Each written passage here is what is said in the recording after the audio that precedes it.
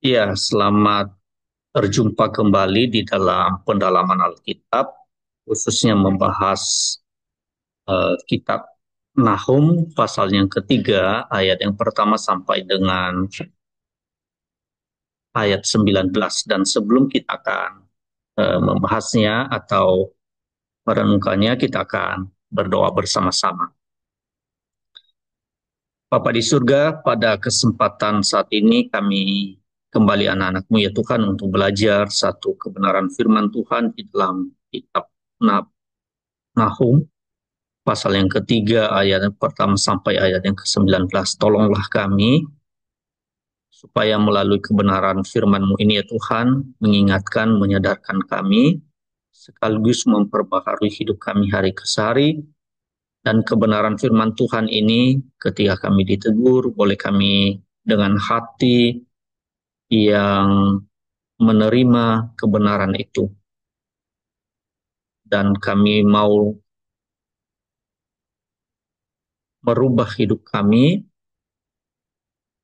sesuai dengan kebenaran firman-Mu ya Tuhan. Terima kasih, berkati setiap kami, baik hamba-Mu maupun juga setiap kami yang mendengar, membaca, akan merenungkan firman-Mu. Mempercaya Allah Kudus yang akan menolong kami. Pujilah Engkau ya Tuhan, di dalam nama Tuhan kami Yesus Kristus, Allah kami yang hidup, kami berdoa dan bersyukur. Haleluya. Amin. Ya, Bapak Ibu, sedang jemaat Tuhan yang pada saat ini kita kembali berjumpa di dalam membahas satu kebenaran firman Tuhan di dalam Nahum pasal yang ketiga, ayat yang pertama sampai dengan ayat yang ke-19. Nah, saya tidak membaca eh, secara keseluruhan hal ini, saudara, tapi perbagian ya, supaya bisa langsung bisa tidak memakan waktu yang cukup lama juga. Nah, di dalam Nahum kita akan membaca Nahum pasal yang ketiga, ayat yang pertama sampai ayatnya yang keempat dulu. Karena bagian ini kita akan bahas bersama-sama, dan nanti kita akan lanjutkan ayat yang kelima dan seterusnya sampai 19. Demikian bunyi kebenaran firman Tuhan di dalam Nahum pasalnya yang ketiga, ayat yang pertama sampai ayatnya yang keempat, yang berbunyi demikian. Celakalah kota penumpah darah itu, seluruhnya dusta belaka, penuh dengan perampasan dan tidak henti-hentinya penerkaman. Dengar, lecut cambuk dan derak-derik roda, dengar kuda dari menderap dan kereta meloncat-loncat. Pasukan kuda menyerang, pedang bernyala-nyala, dan tombak berkilat-kilat. Banyak yang mati terbunuh dan bangkai bertimbun-timbun. Tidak habis-habisnya mayat-mayat, orang tersandung jatuh pada mayat-mayat. Semuanya karena banyaknya persundalan si perempuan sundal yang cantik parasnya dan ahli dalam sihir yang memperdayakan bangsa-bangsa dengan persundalannya dan kaum-kaum dengan sihirnya. Nah, saudara, tentunya kita percaya ya bahwa Allah yang kita sembah itu adalah Allah yang adil dan tidak pernah gegabah di dalam mengambil satu keputusan, bahkan di dalam setiap pengadilan yang dia lakukan, bahkan di dalam setiap tindakan yang dia lakukan. Tentunya Allah tahu dengan sempurna dan kekal apa yang dilakukan oleh manusia. Dan termasuk di dalam bagian ini apa yang dilakukan oleh bangsa Niniwe. Maka saudaraku dikasihi Tuhan, di dalam bagian ini Allah sangat mengerti. Sekali lagi ya, Allah sangat mengerti dan tahu apa yang dilakukan oleh manusia. termasuk di dalam bagian ini yaitu tentang bahasa bangsa Niniwe. Ya, nah kalau kita melihat di dalam bagian ini tadi mengatakan apa yang dilakukan oleh bangsa-bangsa Niniwe sehingga Allah itu menghukum mereka, sehingga Allah menghukum mereka, bahkan melakukan penindakan kepada mereka, khususnya di bangsa Niniwe. So, saudaraku yang kasih Tuhan, kalau kita dengan cermat melihat di dalam bagian ini sangat jelas sekali di dalam ayat yang pertama itu yang mengatakan celakalah kota penumpah darah itu. Saudara, di dalam bagian ayat yang pertama ini apa yang dilakukan oleh bangsa Niniwe? Tindakan-tindakan apa yang mereka lakukan? Para pemimpinnya, para pejabatnya, bahkan orang-orang yang ada di dalamnya itu, apa yang mereka lakukan? Pertama dikatakan di dalam ayatnya yang pertama tadi, celakalah kota penumpah darah itu. Saudaraku yang pertama, bahwasanya karena dosa yang dilakukan oleh para orang-orang Niniwe itu. Yaitu apa, saudara? Yaitu tentang penindasan, bahkan tindakan kejam yang dilakukan oleh orang Niniwe kepada para musuhnya, saudara. Saudara dikatakan tadi, ayat pertama itu, Asyur itu terkenal dengan tindakan kejam penduduk terhadap para musuhnya. Bahkan tidak heran Bapak, Ibu, dan saudara-saudara sekalian, eh, di dalam prasasti itu mereka menggambarkan tentang apa? Bagaimana mereka membantai, bahkan menyiksa tawanan perang mereka itu, dan bahkan menindak dengan sadisnya terhadap penduduk kota musuh mereka, termasuk para wanita hamil. Jadi tidak segan-segan mereka untuk menindaknya, bahkan membunuhnya, bahkan menyiksanya dengan sadis.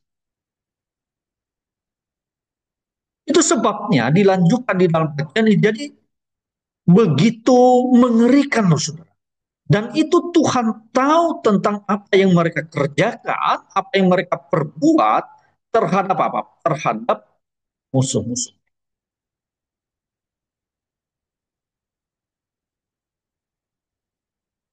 Maka dilanjutkan seluruh dusta belaka penuh dengan perampasan.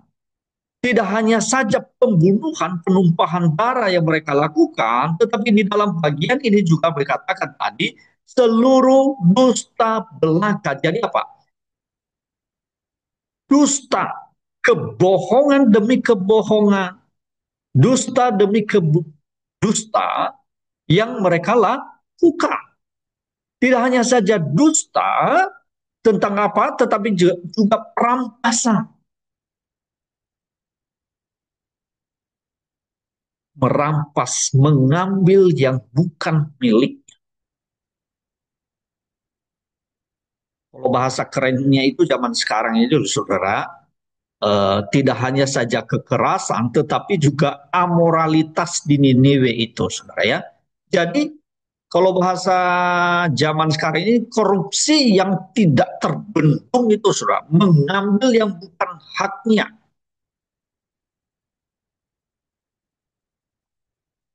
Sungguh menyedihkan hal ini, saudara ya. Sungguh mengenaskan. Tindakan-tindakan mereka itu di hadapan Allah, Tuhan tahu semuanya itu. Ya, itu sebabnya di dalam bagian ini mereka pembunuhan, dusta, dan itu mereka seolah-olah apa? Seolah-olah bangga dengan melakukan tindakan-tindakan demikian. Bahkan mereka itu menggambarkan mereka membantai prajurit, para prajurit itu menyiksa tawanan perang itu, dan bahkan bertindak sadis terhadap penduduk kota musuh, termasuk para wanita hamil dan seperti yang saya ceritakan. Dan oleh karena itu mereka akan mengalami pembalasan yang kejam juga di dalam ayatnya yang kedua dan ketiga. Dia berkata demikian, saudara ya, ayatnya yang kedua dan ketiga berbunyi demikian, ya. Yang mengatakan, dengar lecut cambuk dan derak-derik roda. Dengar kuda lari menderap dan kereta meloncat-loncat. Ini satu gambaran ya. Pasukan berkuda menyerang, pedang menyala-nyala, dan tombak berkilat-kilat. Banyak yang mati terbunuh dan bangkai bertimbun-timbun. Tidak habis-habisnya mayat-mayat, orang tersandung jatuh pada mayat-mayat. Coba bayangkan, begitu sadisnya mereka untuk membunuh orang, menguliti orang-orang itu dengan apa? Ya dengan sadisnya, saudara. Tindakan-tindakan mereka itu, saudara, sangat menakutkan sekali. Maka di dalam ayat yang kedua dan ayat yang ketiga hal itu. Nah, di dalam ayat yang keempat tidak hanya saja tentang penumpahan atau pembunuhan, tetapi juga dusta yang mereka lakukan, tetapi juga perampasan. Tetapi yang kedua, di dalam bagian ini semuanya karena banyaknya persundalan si perempuan sundal yang cantik parasnya dan ahli dalam sihir, dan yang memperdayakan bangsa-bangsa dengan persundalannya dan kaum-kaum dengan sihirnya. Nah, di dalam bagian ini, saudara, dikatakan Allah menghukum mereka tidak hanya saja karena penumpahan darah itu, bahkan perampokan mereka, bahkan dusta mereka yang semakin hari semakin apa? Semakin besar, bahkan semakin tinggi, saudara. Bahkan pembunuhan mereka, pembunuhan yang begitu sadisnya, mereka memperlakukan musuh mereka itu dengan sadisnya, bahkan mereka mengulitinya, bahkan itu menjadi satu kesombongan bagi mereka, kebanggaan ketika apa? Ketika mereka merampas, membunuh, bahkan melakukan dusta. Bahkan tidak hanya saja itu, sebenarnya. Di dalam bagian ayat yang keempat yang dikatakan, semua karena banyaknya persundalan. Lihat, yang pertama yang sudah melakukan pembunuhan. Tetapi yang keempat ini tentang apa? Persundalan.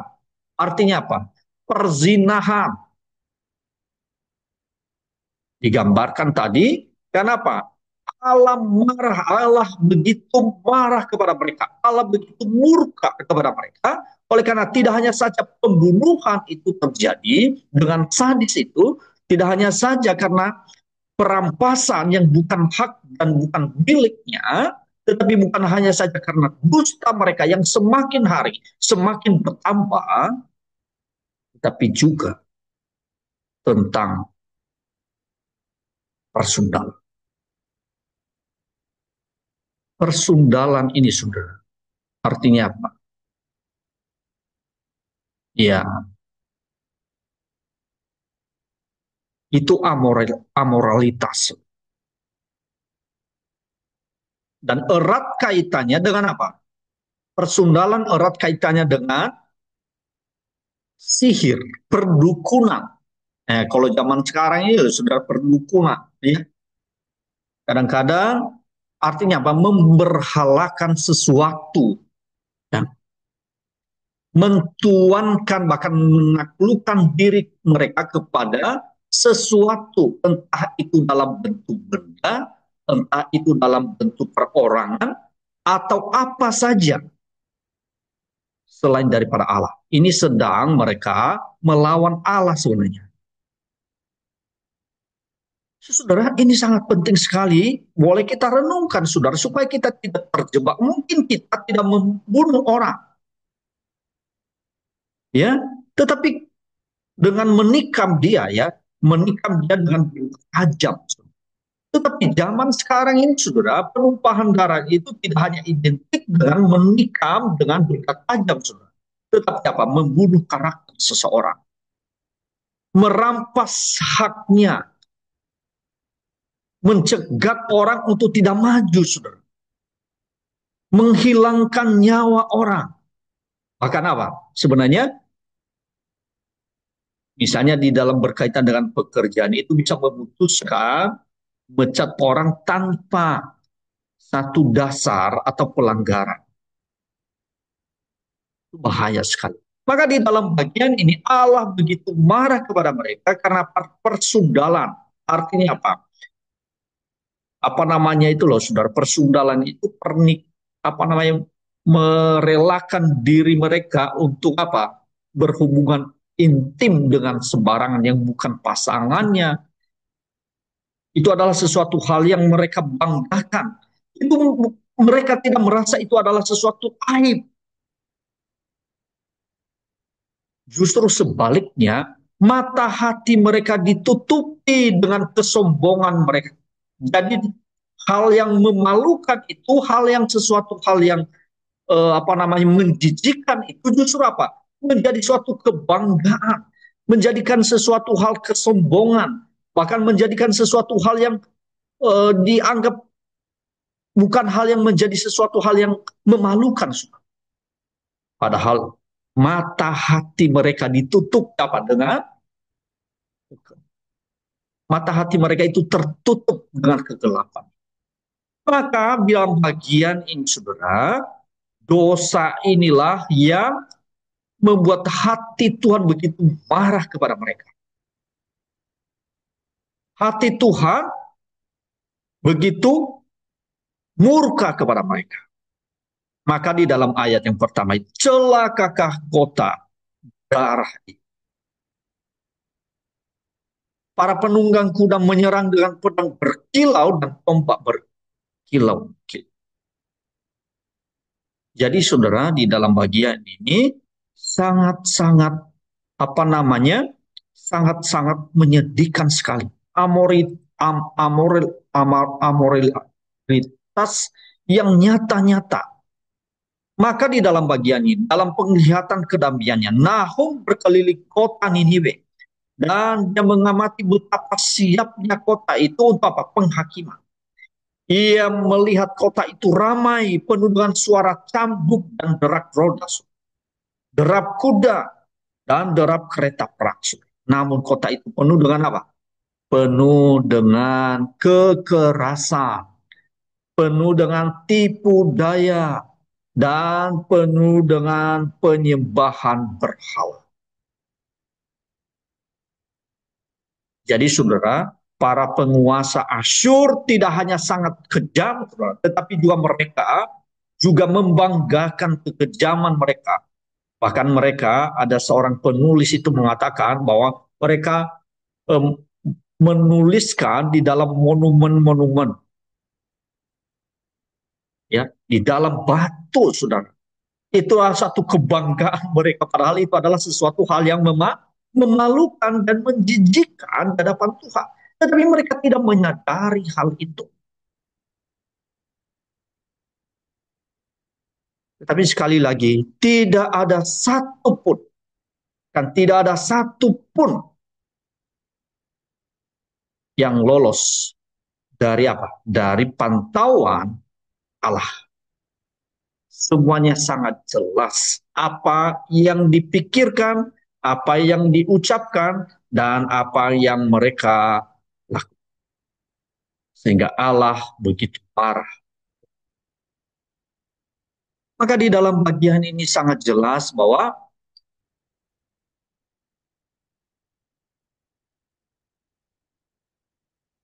di dalam ayat yang berikutnya dikatakan tadi, ayat yang kelima dan ketujuh. Ya, ayat yang kelima dan ketujuh berbunyi demikian ya. Kita lanjutkan saudara ya. Lihat, aku akan menjadi lawanmu. Demikianlah firman Tuhan semesta alam.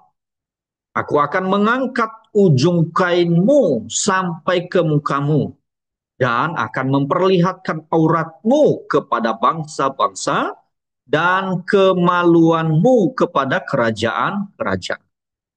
Aku akan melemparkan barang keji ke atasmu, akan menghina engkau, dan akan membuat engkau menjadi tontonan. Maka semua orang melihat engkau akan lari meninggalkan engkau serta berkata, Niniwe sudah rusak. Siapakah yang meratapi dia? Dari manakah aku akan mencari penghibur-penghibur untuk dia? Nah, di dalam bagian ini Bapak Ibu dan saudara-saudara sekalian, bahwasanya sekarang bahwasanya dengan tindakan mereka,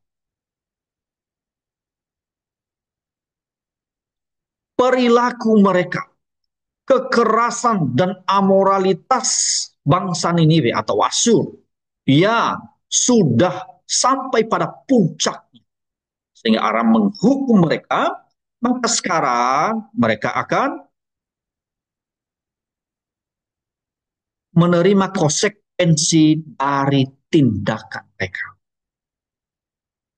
Seharusnya mereka harus rendah hati, tetapi justru sebaliknya. Maka di dalam bagian ini, saudara, yang mengatakan tadi di dalam bagian ini sebenarnya Nahum itu mengulangi frasa ini yang pertama kali disebut dalam Nahum pasal yang kedua ayat 13 ya.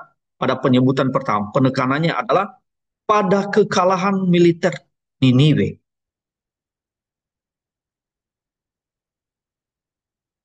Sombong mereka, bangga dengan soal dalam tanda kutip ya saudara ya, seolah-olah mereka menang. Tetapi sesungguhnya apa? Sudah menanti tentang apa? Tentang kekalahan, bahkan Allah sendiri yang akan mempermalukan mereka dengan kesombongan mereka, dengan kebanggaan mereka, dengan penindasan, bahkan persunggalan, bahkan penyembahan berhala mereka. Tuhan akan menindak mereka. Maka sangat jelas di dalam bagian ini, saudaraku yang dikasihi Tuhan, seharusnya manusia itu harus mengenakan tentang kerendahan hati, bukan kesombongan. Kenapa? Allah sangat menentang orang yang congkak, tetapi apa? Allah mengasihani orang yang rendah hati. Tetapi di dalam bagian ini, Niniwe dan penduduknya, bahkan seluruhnya, mereka hidup dalam kesombongan. Dan akibatnya apa? Tuhan menentang mereka, Tuhan akan sendiri yang akan bertindak atas mereka. Maka saudaraku yang dikasihi Tuhan, dikatakan tadi di dalam ayat yang kelima tadi, aku akan menjadi lawanmu. Nah, ini sangat jelas sekali ya saudara ya. Di garis bawahi, lihat, aku akan menjadi lawanmu. Demikian firman Tuhan semesta alam. Artinya apa saudara? Allah sendiri yang apa? Yang bertindak atas mereka, atas segala tindakan perbuatan mereka, atas segala kekerasan yang mereka lakukan. Kalau bahasa kerennya itu persekusi, penganiayaan, dusta. Maka sekarang Allah sendiri yang akan bertindak dan dia sendiri yang akan menjadi lawan mereka. Nah, kalau banyak Tuhan yang menjadi lawan manusia yang adalah ciptaannya, bahkan ciptaan yang penuh dengan kenajisan dan kecemaran dosa. Adakah yang luput? Adakah yang mampu melepaskan dirinya? Ataukah adakah manusia yang bisa berdalih atas segala perilaku tindakan, baik amoralitas, bahkan penyembahan, perdukunan, sihir tadi yang mereka andalkan, bahkan di dalam setiap tindakan mereka yang menjijikan itu justru mereka jadikan suatu kebanggaan, kesombongan, seolah-olah tidak ada satupun yang menjadi lawan mereka, bahkan mungkin dalam tanda kutip, sang pencipta saja mereka abaikan. Adakah yang luput dari Allah? Tentunya tidak. Maka di dalam bagian ini Nahum sangat jelas sekali dengan tegas mengatakan, lihat aku akan menjadi lawanmu. Demikian firman Tuhan. Maka kalau Allah yang menjadi lawan mereka, Allah sendiri yang akan bertindak atas perilaku mereka, tindakan mereka, bahkan hati mereka yang keras itu. Maka tidak ada satu yang lolos. Tidak ada satupun juga yang bisa berdalih atas segala apa yang mereka lakukan. Maka di dalam bagian ini Allah yang bertindak atas mereka. Maka tindakan Allah itu sangat dahsyat. Seharusnya mereka harus membutuhkan pertobatan ketika Nahum menyampaikan hal ini, menubuatkan tentang hal ini, atau menyampaikan hal ini. Ada masih waktu, ada durasi waktu untuk mengoreksi, memperhatikan, merenungkan kembali. Tetapi justru itu yang tidak mereka lakukan. Maka di dalam bagian ini, Allah berkata, dan Allah bertindak sendiri. Aku akan melemparkan kekejian yang menjijikan kepadamu, bahkan membuatmu hina dan menjadikanmu tontonan.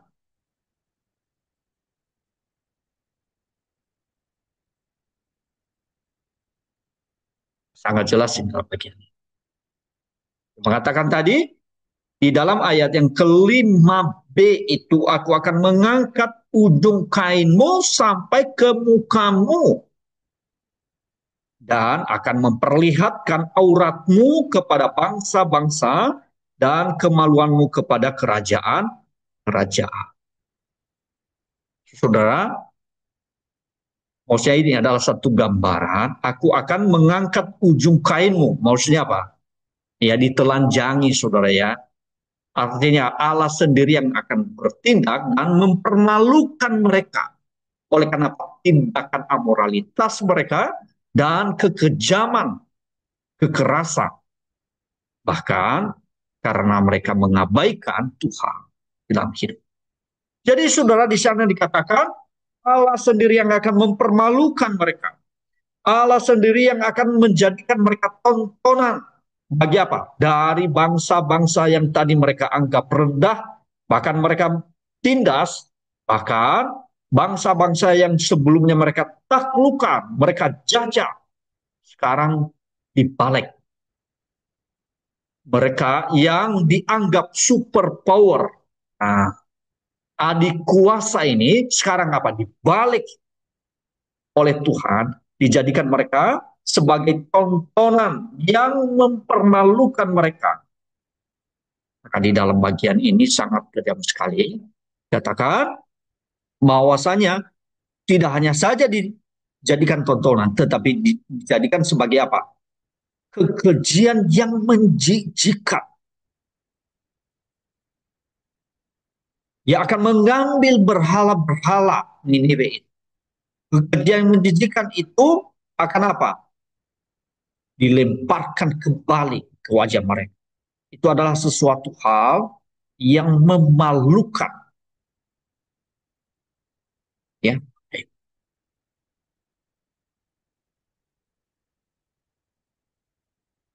membuat Niniwe atau Asyur menjadi hina.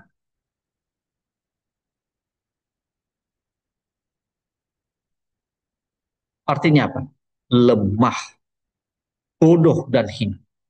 Niniwe berjalan tinggi dalam kesombongan mereka, tetapi pasti akan direndahkan tanpa seorang pun yang menghibur mereka. Tidak ada seorang pun.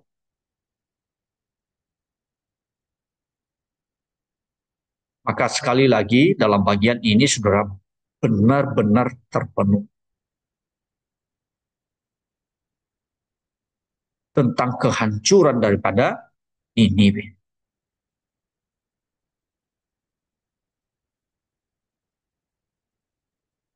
Sungguh menyedihkan saudara ya. Maka di dalam bagian ini sesuatu hal yang menjadi satu peringatan buat kita saudara ya. Supaya kita ketika ada teguran itu melalui kebenaran firman Tuhan yang mengharapkan kita untuk bertobat dan kita datang kepada Tuhan, mengakui segala kesalahan dan dosa kita, maka anugerah Tuhan itu diberikan kepada kita. Kita hanya memohon belas kasihan dari Tuhan supaya apa? Supaya kemurahannya diberikan kepada kita. Tetapi justru dalam bagian ini justru mereka apa? Justru mereka mengeraskan hatinya dan akhirnya Tuhan yang bertindak atas mereka. Tuhan akan menghukum mereka, mempermalukan mereka, bahkan membuat mereka menjadi tontonan ya yang menjijikan, bahkan seluruh yang menjadi apa namanya pengharapan mereka, andalan mereka, bahkan kebanggaan mereka justru apa? Justru dihancurkan dan dibuat mereka menjadi apa? Tontonan bagi banyak orang, bahkan banyak kerajaan-kerajaan yang lain. Maka di dalam bagian tadi kebenaran firman Tuhan sangat jelas sekali apa yang dikatakan, aku akan melemparkan barang keji ke atasmu, akan menghina engkau dan akan membuat engkau menjadi tontonan. Maka semua orang melihat engkau akan lari meninggalkan engkau serta berkata, Niniwe sudah rusak. Tidak ada sesuatu hal yang dibanggakan. Tidak ada sesuatu hal yang dulunya negara menjadi adik kuasa, superpower. Tetapi sekarang apa? Lemah, bodoh, hina, bahkan tidak memiliki apa-apa. Justru sebaliknya, justru mereka menjadi suatu apa? Apa namanya? Bahan tontonan yang membuat orang tertawa. Oleh karena apa? Karena kehinaan mereka. Maka di dalam bagian ini, di dalam ayat yang ketujuh tadi mengatakan, maka semua orang yang melihat engkau akan lari meninggalkan engkau. Serta berkata, Niniwe sudah rusak. Siapakah yang meratapi dia? Dari manakah aku akan mencari penghibur-penghibur untuk dia? Ya siapa yang mau? Tidak ada, saudara. Apa? Kenapa? Yang mereka tinggalkan, legacy yang mereka tinggalkan selain hanya amoralitas. Legasi yang mereka tinggalkan hanya apa? Kekerasan. Legasi yang mereka tinggalkan apa, saudara? Hanya persundalan. Legasi yang mereka tinggalkan apa, saudara? Hanya sihir, perdukunan, saudara. Tidak ada sesuatu hal yang baik. Maka wajar banyak orang meninggalkannya. Sedikit pun tidak ada satu rasa empati kalau kekejaman mereka. Karena kejahatan mereka. Yang begitu dahsyat. Tidak ada sesuatu hal. Maka di dalam bagian ini siapa? Gak ada.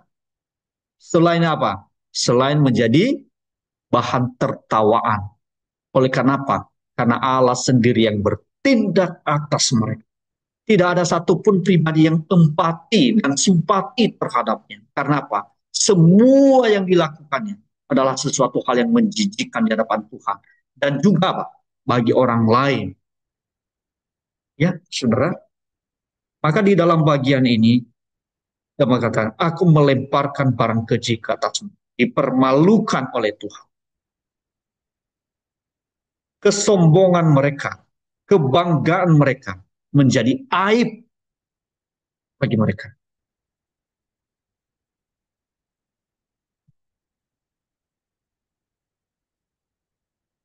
Maka dilanjutkan di dalam bagian ini, saudaraku, dimengatakan,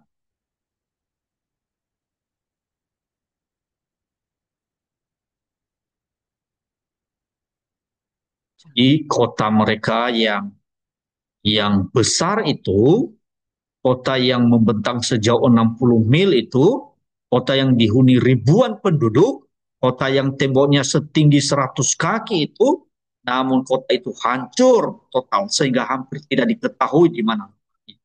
Sehebat apapun kota itu sebelum, hanya sedikit yang tersisa sehingga para penulis berkata, wah itu adalah sesuatu hal yang mengerikan. Maka sekarang kita akan melanjutkan di dalam bagian ayat yang ke-8 sampai ayatnya yang ke-11 yang berbunyi demikian. Adakah engkau lebih baik dari Tepe, kota Dewa Amon, yang letaknya di sungai Nil dengan air sekelilingnya, yang tembok kotanya adalah laut? dan bentengnya adalah air.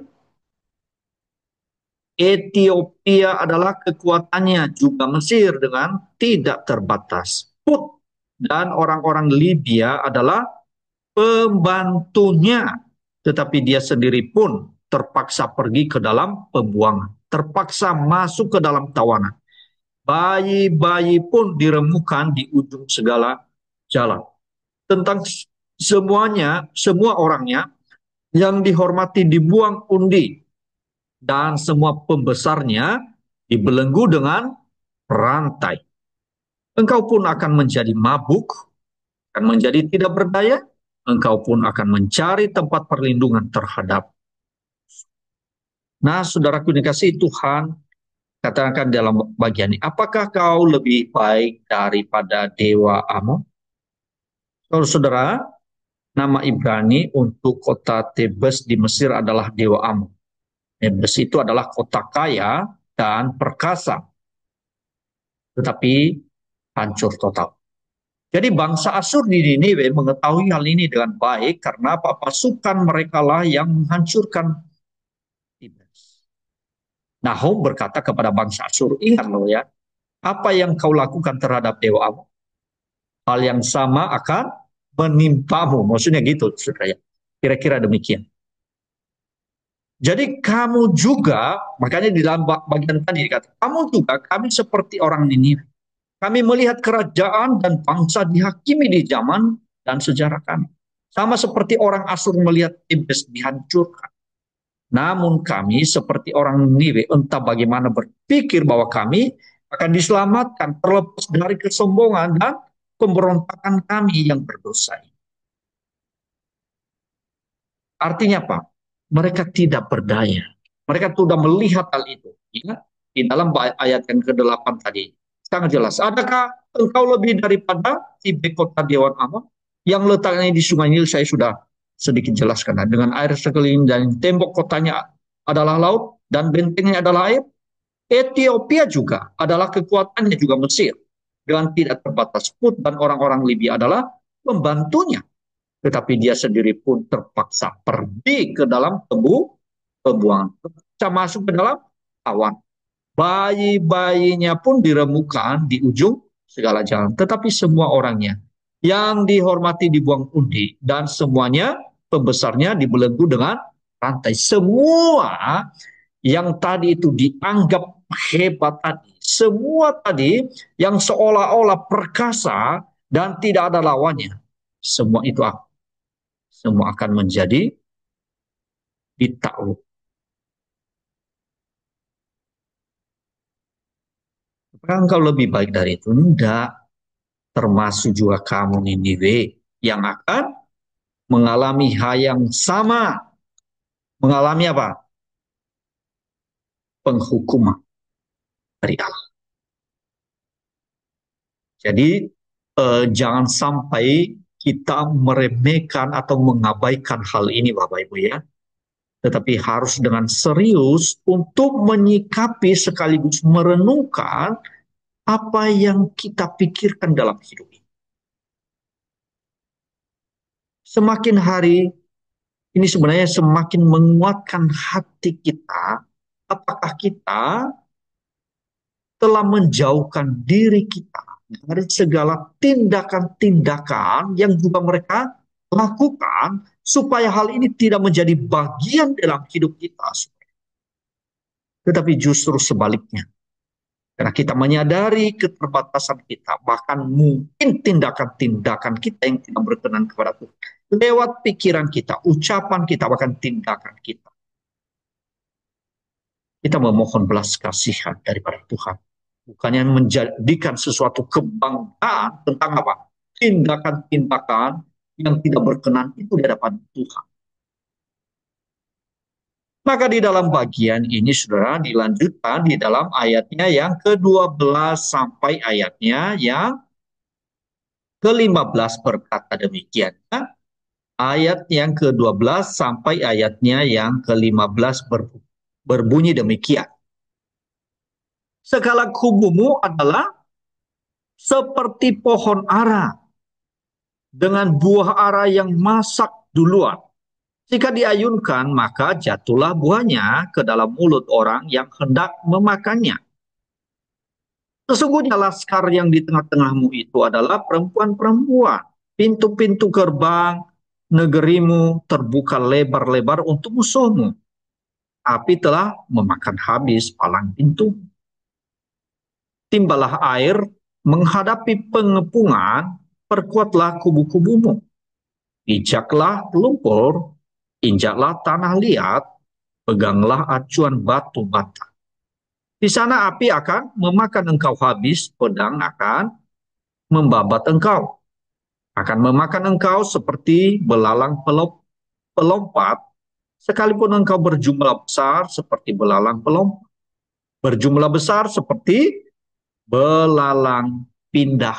Nah, di dalam bagian ini saudara melalui kebenaran firman Tuhan itu mengingatkan bahkan melalui Nahum ya, melalui Nahum untuk mengingatkan mereka bahwa sebenarnya mereka itu lemah. Lemah saudara ya. Seperti apa digambarkan tadi di dalam ayat yang ke-12 itu, segala kubumu adalah seperti pohon ara dengan buah ara yang masak duluan. Jadi saudara udah matang saudaranya. Jadi cuman tinggal apa? Digoyangkan aja sudah Pak. Sudah jatuh sebenarnya. Maka di dalam ayat yang ke-12 itu sangat jelas sekali. Itu satu gambaran ya. Segala kubumu adalah seperti pohon ara dengan buah ara yang masak duluan. Jika diayunkan maka jatuhlah buahnya ke dalam mulut orang yang hendak memakannya. Gimana saudara? Kalau umpamanya sudah digoyangkan seperti itu tinggal apa? Orang yang di bawahnya itu loh yang menggoyangkan daun apa namanya pohon ara itu langsung apa? Telan langsung saudara. Jadi saudara, mereka itu lemah sebenarnya. Tetapi saudara mereka tidak sadar justru apa? Mereka sombong, bangga dengan perilaku mereka. Maka mereka itu sebenarnya seharusnya mereka sadar bahwa lemah. Jadi ini sisi negatifnya. Ya, makanya tadi dikatakan benteng-bentengmu bagaikan pohon ara yang buahnya sudah masak. Semudah buah matang jatuh dari pohon yang ketika digoyahkan. Saudara. Demikian pula apa? Benteng-benteng Niniwe itu akan runtuh di hadapan apa? Penghakiman Allah. Saudara. Jadi tidak hanya saja kepada mereka hal ini sebenarnya saudara, tetapi bagi kita untuk memperingatkan kepada kita setiap anak-anaknya lewat peristiwa yang terjadi ini. Sebenarnya itu adalah sesuatu perenungan buat kita supaya bisa kita cepat-cepat sadar dan kembali kepada jalan yang benar. Kenapa? Seringkali kita memiliki benteng-benteng dalam hidup ini yang kita anggap mampu menolong kita, yang kita anggap sesuatu hal yang menjadi sandaran kehidupan kita dan membuat kita menjadi sombong, lupa akan Allah dalam hidup kita. Tetapi benteng-benteng yang kita anggap mampu menolong kita, bahkan kita andalkan dalam hidup kita, maka seharusnya ini gampang sekali digoyahkan.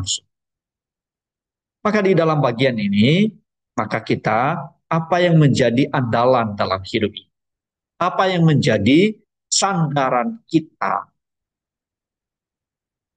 Kita misalnya dalam keluarga, apa yang menjadi sandaran kita? Sandaran kita yang kadang-kadang melebihi daripada berhati-hatilah. Ya. Saya apa namanya kadang-kadang entah itu pasangan kita, entah sesuatu hal yang melekat dalam diri kita, entah itu popularitas kita yang membuat kita menjadi sesuatu hal yang menjadikan kita menjadi lupa diri dan kita tidak mengandalkan lagi Tuhan dalam hidup. Justru itu menjadi kebanggaan kita dan kita lupa bahwa ada Allah dalam hidup ini yang mengetahui tentang keberadaan hati kita. Maka di dalam bagian ini sekali lagi katakan tadi benteng-bentengmu itu yang menjadi andalanmu yang seolah-olah melindungi kamu itu loh digambarkan seperti buah arah yang sudah matang digoyangkan sedikit aja wes hancur gak ada apa-apanya.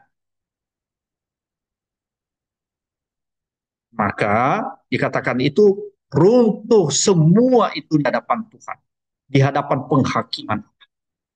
Jadi tidak ada sesuatu hal yang seharusnya kita andalkan dalam hidup ini, bahkan yang membuat kita lupa diri, akan menjadikan kita akhirnya sombong. Tidak ada, ya. Seharusnya Tuhan sendiri yang menjadi sandaran kita, yang menjadi apa? Pegangan kita, bahkan pengharapan kita satu-satunya. Semua yang lain itu akan menjadi apa? Menjadi runtuh. Tidak ada kekuatan. Maka dilanjutkan, api akan melahap palang-palang pintu gerbangmu.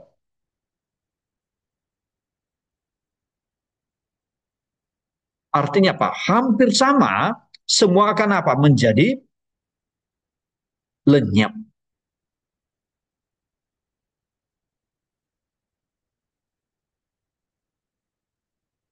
Ya, di dalam ayat yang ke-13 hal itu. Sesungguhnya laskar yang di tengah-tengahmu itu adalah perempuan, pintu-pintu gerbang negerimu terbuka lebar-lebar untuk musuhmu, api telah memakan habis palang-palang pintumu. Artinya apa? Api, bahkan tadi digambarkan tentang apa namanya prajuritnya itu loh saudara, dianggap seperti laskar di tengah-tengahmu itu adalah perempuan-perempuan. Maksudnya apa?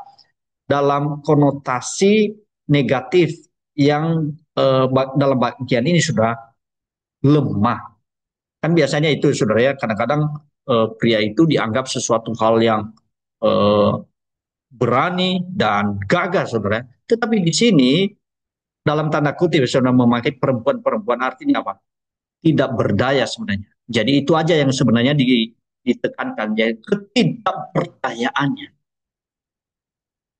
kelemahannya, ketidakmampuannya. Bahkan dikatakan tadi, bahkan api itu artinya apa? Pasti akan menjadi hati, ditelan. Jadi saudara, yang berikut yang berikutnya dikatakan timbalah air menghadapi pengepungan, perkuatlah kubu-kubumu, pijaklah lumpur, indaklah tanah liat, teganglah acuan batu bata.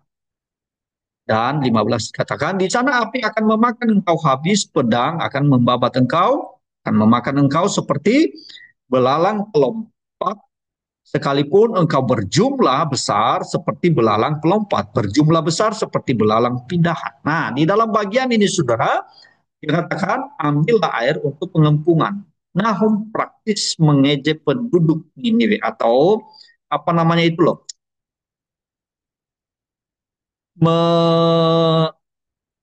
apa namanya mengejek mereka ya, mengejek saudara ya. Artinya apa? Mereka itu sebenarnya pasti akan penghakiman itu akan datang kepada mereka.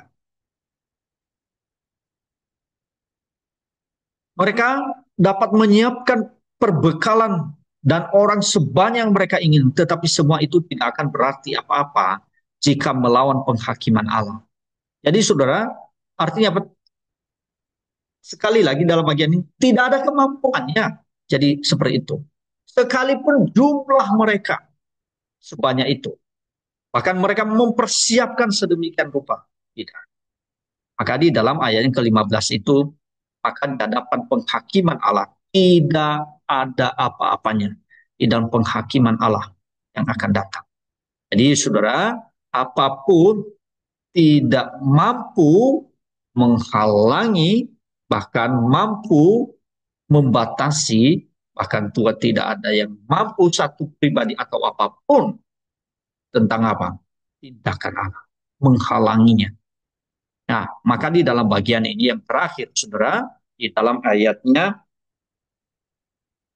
Yang ke-16 sampai ayatnya yang ke-19 yang mengatakan tadi, sekalipun kau perbanyak orang-orang dagangmu lebih daripada bintang-bintang di langit, seperti belalang pelompat, mereka mengembangkan sayap dan terbang menghilang.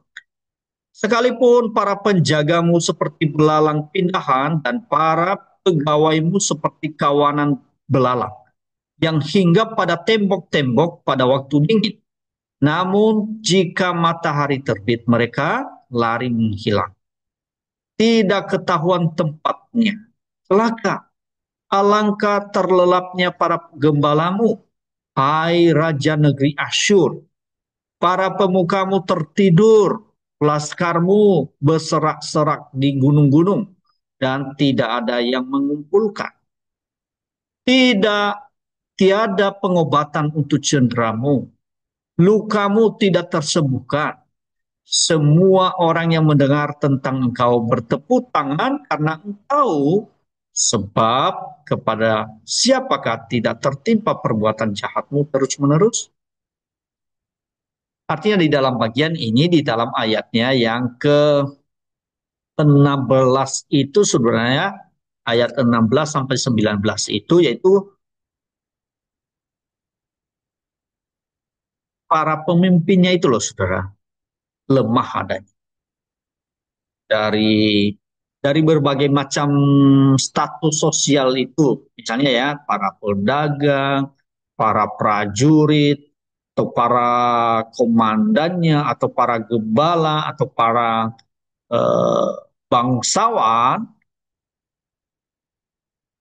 yang banyak itu di Niniwe, semua maksudnya semua lapisan masyarakatnya, baik bangsawan atau pejabat, kan semua lapisan masyarakatnya, mereka semua tidak akan bisa menghalangi hari penghakiman Tuhan.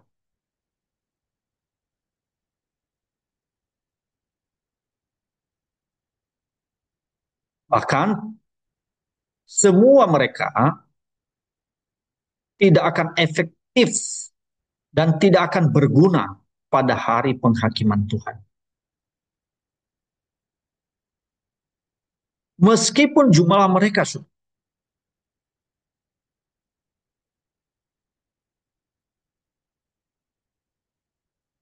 Jadi saudara, meskipun jumlah mereka dari berbagai macam lapisan tadi sudah tidak ada mampu, bahkan tidak ada yang berdaya melawan penghakiman Allah. Maka saudaraku, di dalam bagian ini semua orang yang mendengar kabar tentangmu akan bertepuk tangan atas. Artinya Pak Nahum dalam bagian ini mengakhiri nubuatnya dengan pandangan tentang orang benar dan kemenangan mereka atas orang fasik. Jadi saudara, hal ini perlu terus-menerus diingatkan oleh umat Allah karena sering kali bertentangan dengan kenyataan yang ada. Itu sebabnya di dalam bagian ini karena Niniwe begitu terkenal, bahkan tersohor karena kekerasan dan kekejamannya. Tidak mengherankan saudara, Nahum melihat bangsa-bangsa bertepuk tangan ketika kota itu dihakimi dan dihancurkan oleh Allah.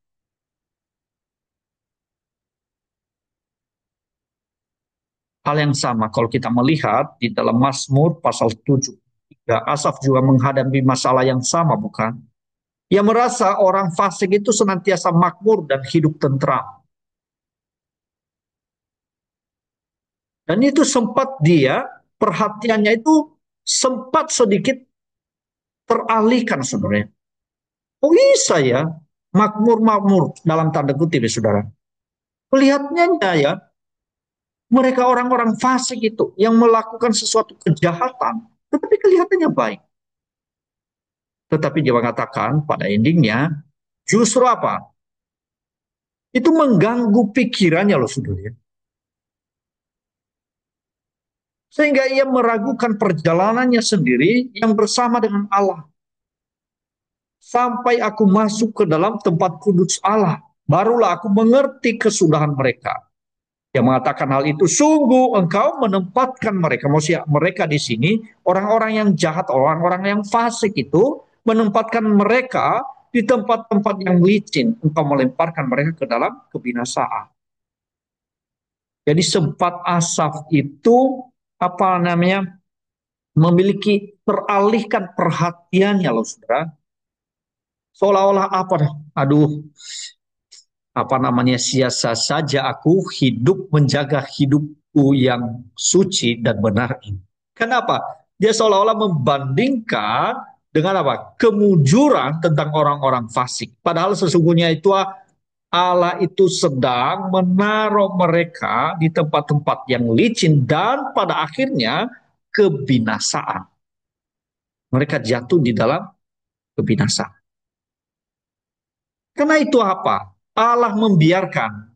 Ya, jadi Allah sebenarnya membiarkan mereka di dalam kejahatan mereka.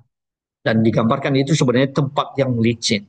Karena udah apa? Sudah melimpah-limpah tentang kejahatan itu.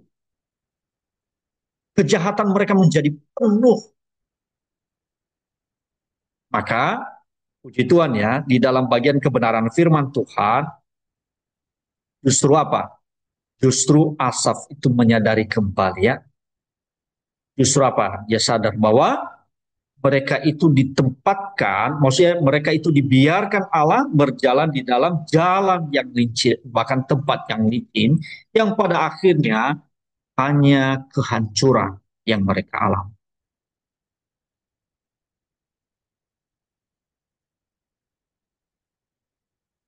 Bagi Nahum, bagi Asaf, maka bagi kita hari ini pun kita terhibur karena apa? Mengetahui bahwa penghakiman Tuhan itu setia dan benar. Sekali lagi, Nahum sedang menegaskan, menyampaikan kepada kita bahwa sesungguhnya kita dihiburkan oleh Tuhan. Manakala kita berjalan di dalam dunia Tuhan, lalu kita mengalami berbagai, Tuhan izinkan sesuatu hal yang tidak mengenakan kita.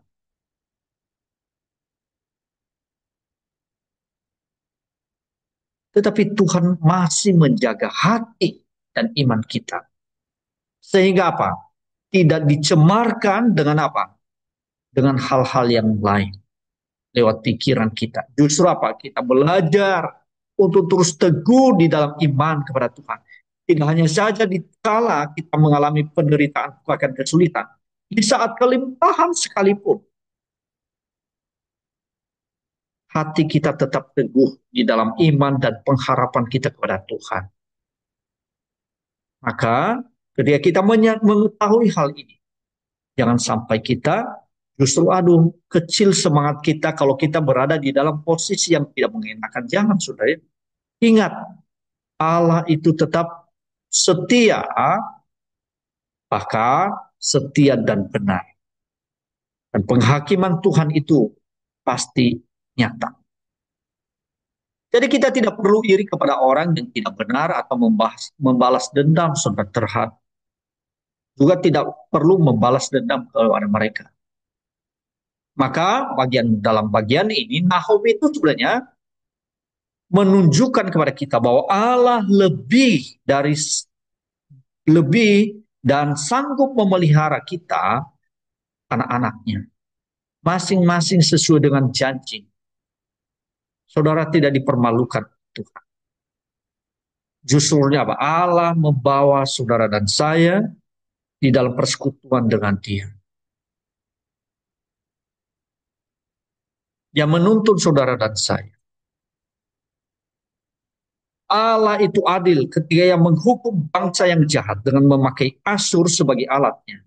Meski penuh pernah menjadi alatnya.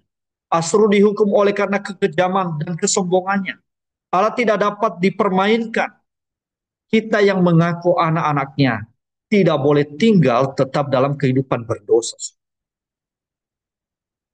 Kelemah lembutan, kesetiaan, dan kerendahan hati harus menjadi karakter Kristen kita yang memperkenankan Allah dan memberkati sesama. Kiranya Tuhan menolong saudara dan saya di dalam perenungan, bahkan melalui pendalaman Alkitab. Sekali lagi, bahwasanya kelemah lembutan, kesetiaan, dan kerendahan hati harus menjadi karakter Kristen yang memperkenankan Allah dan memberkati sesama. Jadi kiranya buah roh itu yang akan nampak di dalam hidup kita. Karena kita percaya Kristus yang telah ada di dalam diri kita. Maka kita akan memanifestasikan tentang apa? Karakter Kristus itu lewat hidup kita. Tuhan memberkati saudara saya, dan nanti sore akan dilanjutkan oleh Bapak Penatua Lindra untuk menjelaskan. Mungkin ada hal-hal yang juga terlewatkan, sehingga apa? Kita banyak dibuka pengertian kita melalui kebenaran-kebenaran firman. Mari kita akan berdoa. Tuhan Yesus, terima kasih buat kebenaran firman Tuhan lewat eh, pembelajaran Alkitab melalui kitab Nahum pasal yang ketiga, ayat yang pertama sampai ayatnya yang ke-19. Kiranya Tuhan yang memberkati firman-Mu dalam hidup kami, sehingga boleh tumbuh, berakar, dan menghasilkan buah-buah yang baik dan memuliakan Engkau. Terima kasih Bapa. Luputkanlah kami, akan jauhkan kami dari hal-hal yang menjauhkan kami dari persekutuan dengan Engkau. Berkati seluruh jemaat-Mu, akan berkati Gereja Islam Masih Surabaya, sehingga boleh menjadi alat perpanjangan tangan Tuhan, bahkan kesaksian yang hidup dimanapun Tuhan tempatkan kami. Di dalam nama Tuhan kami Yesus Kristus kami berdoa. Haleluya. Amin. Sampai ketemu kembali, dan Tuhan memberkati saudara-saudara sekalian.